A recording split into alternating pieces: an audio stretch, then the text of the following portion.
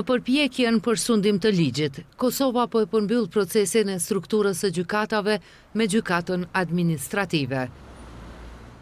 Me 23 gjyqtar, deri në 80 punonjës administrativ, me kompetencë të trajtimit të gjitha konflikteve administrative, kontestet e punës të sektorit publik për të punësuarit në raport me organet publike, me 2 divizionet nga gjykata komerciale, si shkallë e parë do të ketë në juridiksion tër territorin e Republikës së Kosovës. Kryesuesi i KGK-s Albert Zogaj thekson se zotimi i përbashkët me Ministrinë e Drejtësisë po e përmbyll reformën në drejtësinë administrative. Ne jemi vendi i fundit në fakt në ballkonin perëndimor që përmbyllim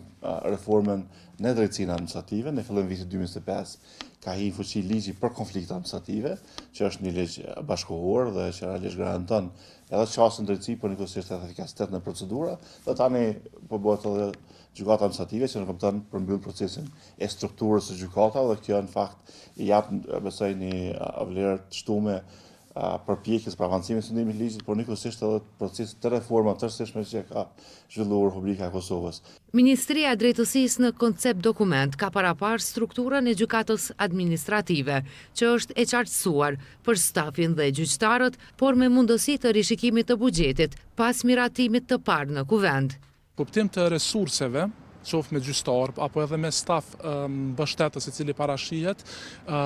buxheti aktualisht ekziston sepse këto pozita janë, mirë po në projekcionet e ministrisë kur është zhvilluar koncept dokumenti për gjykatën administrative, ka qenë që të jenë diku rreth 25 gjyqtar. Projekt buxheti është i përfunduar dhe i propozuar pas miratimit të parë mund të bëhen rishikime buxhetore afatmesme në qershor të këtij viti apo edhe për vitin tjetër që korrespondon ngadalë edhe me funksionalizimin e kësaj gjykate. Lëndët e zvarritura ndër vite janë shkas për çka të gjitha palët, e mirëpresin investimin në gjykatën administrative dhe bartjen e tyre në punë. Tani me gjykatën administrative shpresojmë dhe besojmë që do të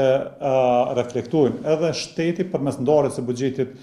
të mjaftueshëm, të kemi numër të mjaftueshëm të gjyqtarëve në mënyrë që qytetarët mos të presin për të drejtë për realizimin e të drejtave të tyre me vite të tëra siç ka ndodhur deri më tani. Ligji për gjykatën administrative ka hyrë në fuqi, ndërsa kjo gjykatë do të funksionalizohet në muajin maj.